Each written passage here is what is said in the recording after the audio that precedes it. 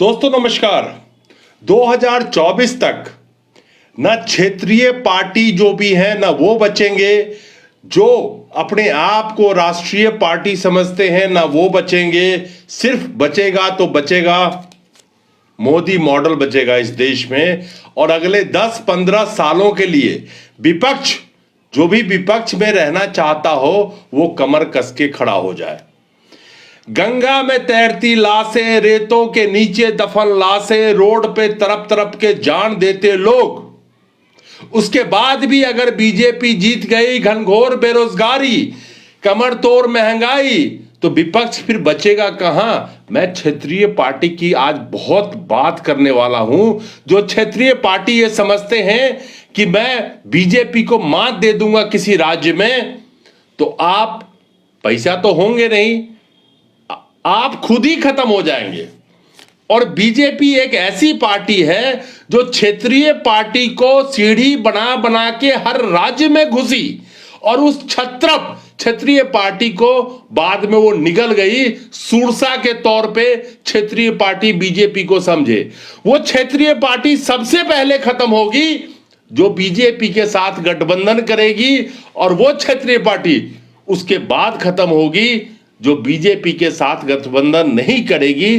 तो ED, income tax, red सबके लिए तैयार रहे। मैं आज बहुत सारी चीजें मैं देख रहा था।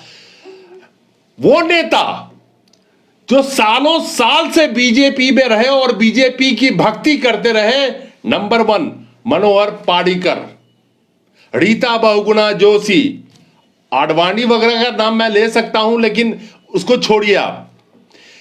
बीजेपी ने रामविलास पासवान के बेटे के साथ क्या किया, यह उन नेताओं के लिए है जो बीजेपी में बैठ के ये सोच रहे हैं कि हमारा भला होगा। उन्होंने पूरी पार्टी को खा लिया, और आज रामविलास पासवान के बेटे चिराग पासवान का वजूद खत्म है।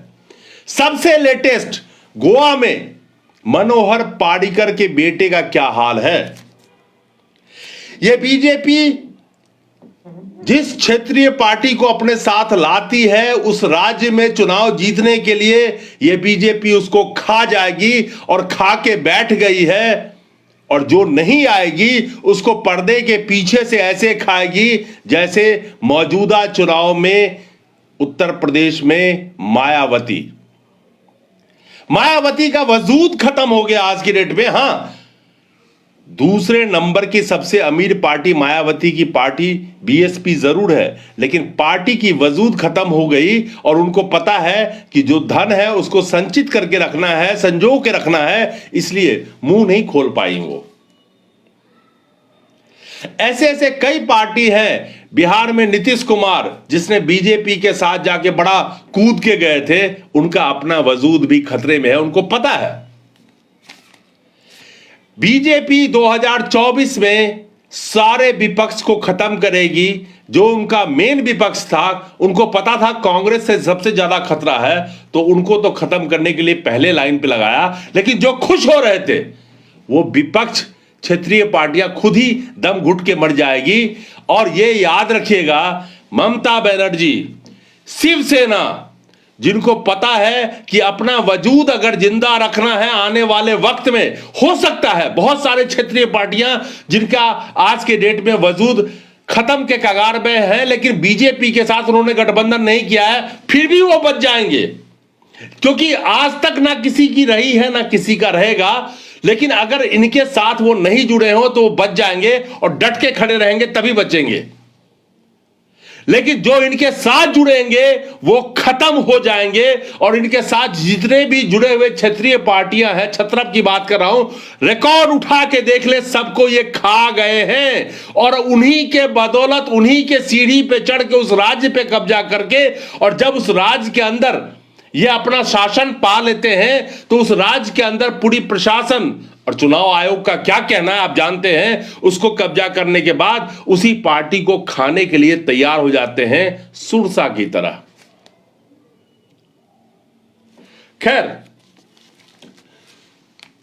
जो विपक्ष बीजेपी में जाएगा वो पहले खत्म होगा, आज ना कल, ये याद रखेगा। इतिहास उठा के पढ़िए पिछले 8 सालों का, और इतिहास उठा के पढ़िए किस तरह से तड़प रही थी बीजेपी पहले किसी भी छोटे दल से गठबंधन करूं, लेकिन उस छोटे दल को गठबंधन होने के बाद जब उस छोटे दल के वजूद के ऊपर बीजेपी ने अपना किला बना लिया, उस छोटे दल का वजूद ही खत्म कर दिया इसी बीजेपी ने। और ये मैं नहीं कह रहा हूं, आप पढ़िए, उठा के देखिए, जिस पार्टी का नजर आए उस पार्टी का देखिए। जो क्षेत्रीय पार्टियां बीजेपी के साथ जुड़ेगी उसका वजूद सबसे पहले खत्म होगा, और वो क्षेत्रीय पार्टी जो बीजेपी के साथ नहीं जुड़ेगी उनको इनकम टैक्स, ईडी और तरह तरह के रेड, पुलिस प्रशासन सबके झेलने पड़ेंगे सब कुछ। कुल मिलाके रीता बहुगुणा जोशी, जिनके बेटे मयंक अभी सभा में शामिल हो गए थे, 9 तारीख की मेरे ख्याल से बात है, रिजल्ट से एक दिन पहले, क्यों हो गए?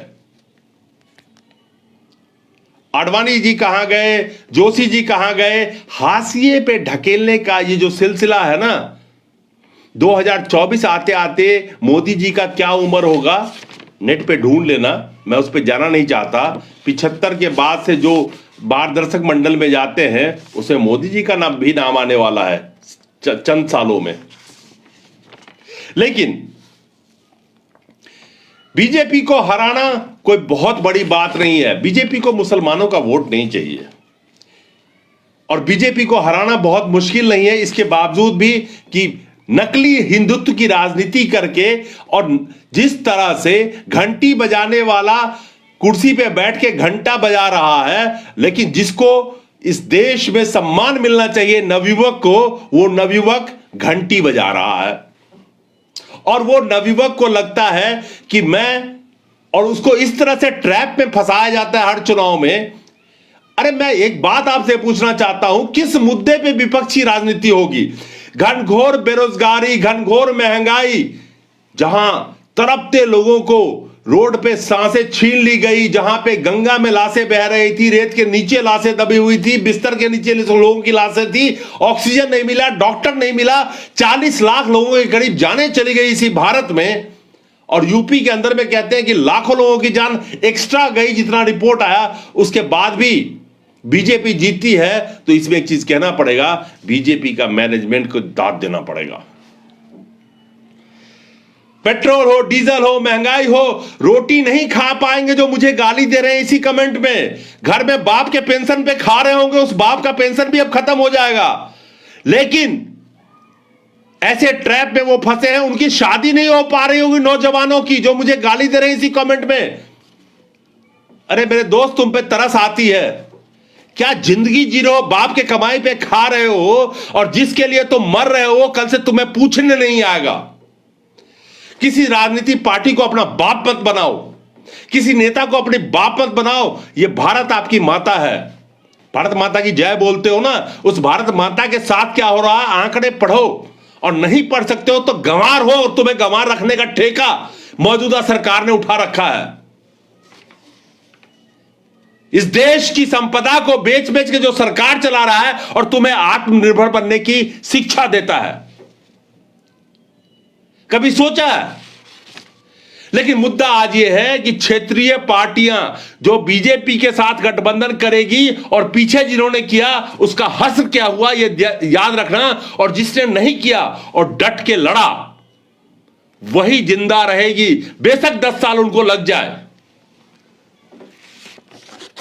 लेकिन जिंदा वही रहेगी। कहते हैं बुलडोजर बाबा। अरे बुलडोजर तो तुम्हारे रोजगार पे चल रहा है, बुलडोजर तो तुम्हारा स्वास्थ्य व्यवस्था पे चल रहा है, बुलडोजर तो तुम्हारे घर के राशन पे चला दिया। घर के एक रोटी खा के जिंदा रहने के काबिल बच्चे हो गए। कौन से बुलडोजर की बात कर रहे हो?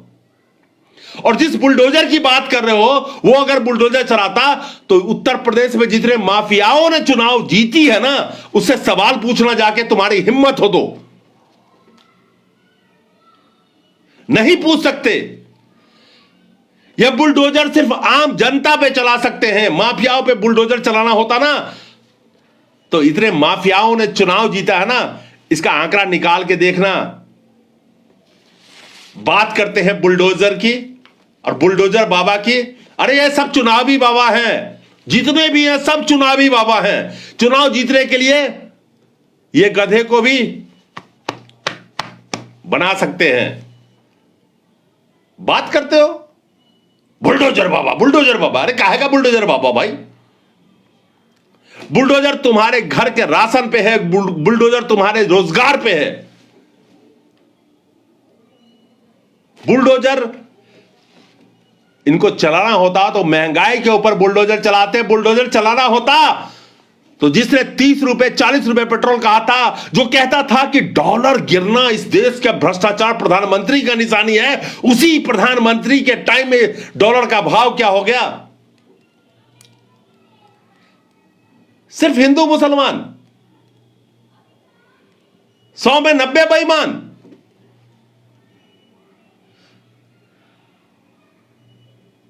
यह सब कुर्सी के लिए होती है। और जो कहते हैं ना, जितना ध्रुवीकरण मौजूदा टाइम में यूपी में किया गया है, लेकिन पूरे भारत में जिस तरह से समाज को बांट दिया गया है, उसका फायदा बीजेपी बदस्तूर उठा रही है। जिसने बांटा वही फायदा उठा रही है। और कुर्सी पे बैठ के तुम्हारे घर में तेल नहीं होगा, उनके घर में तेल फ्री है। तुम्हारे गाड़ी में तेल नहीं होगा, गाड़ी तो क्या होगा, बाइक भी होगी, उसमें तेल नहीं है, उनका पेट्रोल फ्री है। तुम्हारे घर में बिजली काट दी जाएगी, उनका बिजली फ्री है। तुम्हारे घर में राशन नहीं होगा, उनका राशन फ्री है, सब्सिडाइज रेट पे है। तुम कहीं जा नहीं सकते, उनकी यात्रा फ्री है प्लेन से।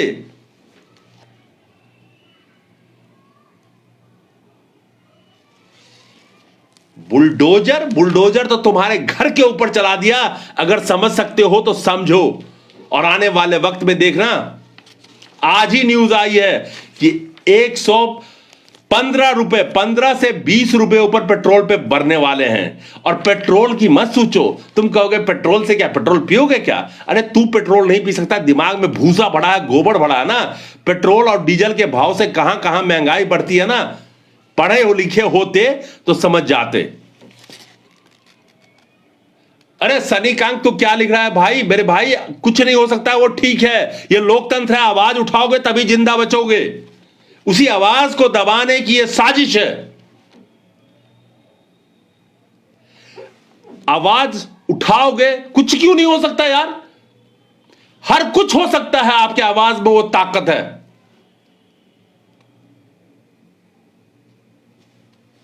मनोज सिंह जी, आप जुड़ना चाहते हैं? अभी नहीं जोड़ सकता, मैं आपको जानता नहीं। आप मेरे ईमेल पे मेल कीजिए, अपना फेसबुक प्रोफाइल दीजिए, मैं सब लोगों को जोड़ूंगा। अब मैं यही काम करूंगा, पूरे भारत को लोगों को अपने साथ जोड़ूंगा।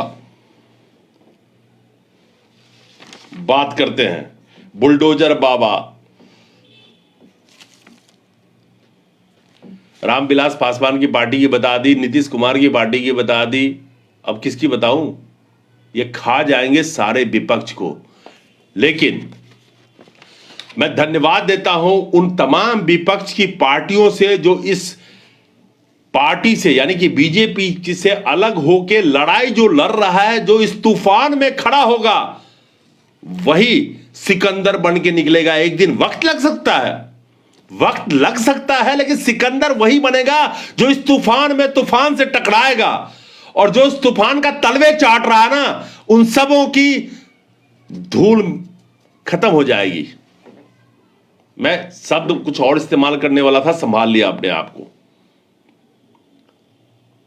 अरे जीत वही बड़ी होती है जब वो सिकंदर से लड़ा जाए, और जब वो जीत वही बड़ी होती है जो अपने से बड़े पहलवान से लड़ा जाए। और अपने से बड़े पहलवान वो तमाम क्षेत्रीय पार्टियां हो, चाहे देश की राष्ट्रवादी पार्टियां हो, राष्ट्रीय पार्टियां हो, वो लड़े उससे जो आज के वक्त में चुनाव आयोग हो, ईडी हो, इनकम टैक्स हो, उसके खिलाफ खड़ा हो के जो लड़ेगा, वो दिखाएगा कि इस देश में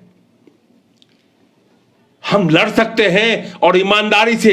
आज के डेट में कितना बड़ा बड़ा घोटाला हुआ है सब जानते हैं, लेकिन आज के वक्त में आखिर में गोदी मीडिया का नाम लेना जरूरी है, जो नाम नहीं लेती है। क्या यूपी चुनाव के दरमियान इसी गोदी मीडिया ने लैंसेट का नाम लिया कि इस लैंसेट की जो रिपोर्ट आई है किस तरह से इस देश में कोरोना के अंदर में जाने गई है? क्या इस गोदी मीडिया की औकात है कि प्रधानमंत्री से सवाल पूछे? वो तो प्रेस कॉन्फ्रेंस करते नहीं, लेकिन कर सकता है? नहीं कर सकता, क्योंकि बिके हुए हैं।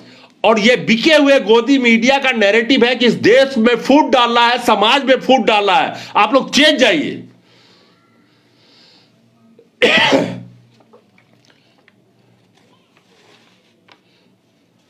चेत जाइए, चेत जाइए, चेत जाइए। ये सब कुर्सी की राजनीति है। इस देश में कुछ नहीं बचेगा आपके लिए नौजवानों, आपके लिए मध्यम वर्गीय, आपके लिए निम्न वर्गीय, आपके लिए दलितों। ये सब समाज में फूट डाल के, ठीक है, जो जीता वही सिकंदर। मैं आज भी इस बात को बोलूंगा, जो जीता उसी की मैनेजमेंट अच्छी थी। जो जीता उसके पास पैसे की पोटली बहुत बड़ी है, कट्टे के कट्टे नोट पड़े हैं। लेकिन विपक्ष की पार्टियों आपके पास नोट नहीं भी है। झुकिए मत। और खास करके इस पार्टी से कभी गठबंधन कर लिया ना तो आपकी वजूद खत्म हो जाएगी। वक्त बदलेगा, टाइम जरूर लगता है। जो सिकंदर था जिसके नाम पे हम लिखते हैं जो जीता वही सिकंदर, उस सिकंदर का नामो निशान नहीं है। कहां मिट्टी में मिल गया, कहां राख में मिल गया। वो जिस हिटलर का नाम लेता है लोग ये हिटलर है, वो हिटलर किस मिट्टी में मिल गया, उसके मुंह पे लोग थूकते हैं। वक्त बदलते देर नहीं लगती, इंतजार कीजिए। अगर आप झुकेंगे तो आपकी उसी फहरिस्त में शामिल हो जाएगा नाम जहां पे अंग्रेजों के तलवे चाटा करते थे इसी भारत देश में कुछ तथाकथित पार्टी के लोग। और उसको तलवे चाट चाट के आज उनको ये नौबत आ गई है कि उसको सही साबित करने के लिए लोगों की जबान बंद करने का वो काम करने की कोशिश कर रहे हैं। हार जीत तो चलेगी, हार जीत तो तब होती है जब बराबरी से लड़ा जाए। चुनाव आयोग जिसके बस में हो, पूरी प्रशासन उसके बस में हो, हर तरीके से प्रचार तंत्र उसके बस में हो, पूरी गोदी मीडिया उसके बस में हो, उसके बावजूद भी कोई टक्कर दे के हारता है तो यह याद रखना कि उससे बड़ा खिलाड़ी और धुरंधर कोई नहीं है। वो वाकई वही जीतता है जो आज के वक्त में मौजूदा बीजेपी से लड़ता है। हार जाए कोई बात नहीं है, उठो, लड़ोगे, फिर जीतोगे। लेकिन यह वक्त बदलेगा जब जो आज उनके तलवे चाट रहे हैं ना वो कल आपके तलवे चाटेंगे, क्योंकि इनको चाटने की आदत हो चुकी है। और इस लोकतंत्र को कैसे चलाया जा सकता है ये अब सब उन्होंने देख चुके हैं। वक्त आपका भी आएगा, लेकिन इस वक्त में अगर आप झुक गए तो आपका भी नाम उसी गिरे हुए फहरिस्त में शामिल हो जाएगा। लड़ते रहो, लड़ते रहो, लड़ते रहो, लड़ते रहो, झुको मत। बेशक वो सब कुछ खरीद ले, लेकिन ये वक्त को वो कभी नहीं खरीद सकता। ये इस वक्त की इतिहास जब लिखी जाएगी तो जो उसके सामने खड़ा होकर लड़ रहा है उसी का नाम इतिहास में टॉप के पन्नों पे होगा। उसका नाम कतई नहीं होगा जिस तानाशाह के साथ नतमस्तक होकर शामिल हो गया। लड़िए। जनता भी जानती है कि क्या चल रहा है इस देश में। यह 138 करोड़ की आबादी वाला यह देश है। यह 4 करोड़ और 8 करोड़ की आबादी वाला देश नहीं है। बहुत सारे बुद्धिजीवी रहते हैं इसी देश में जिनको पता है इस वक्त में क्या चल रहा है। वो इतिहास लिख रहे हैं।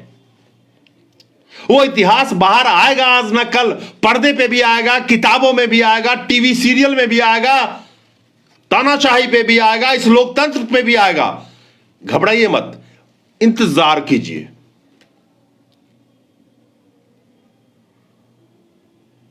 आखिर में लड़ना है, हमें झुकना नहीं है। इस लोकतंत्र को बचाने के लिए लड़ना है, इस भारत को बचाने के लिए लड़ना है, ना कि झुकना है।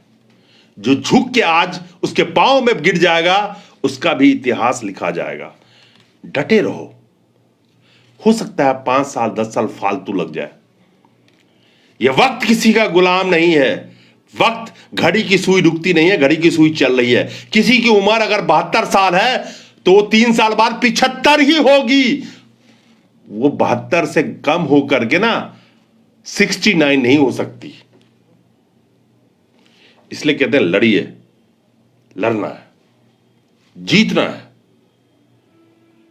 और जब हार बहुत बड़ी हो, उसके बाद जो जीत आती है ना, उसका स्वाद 10 से 15 गुना नहीं, 100 गुना, हजार गुना ज्यादा होता है।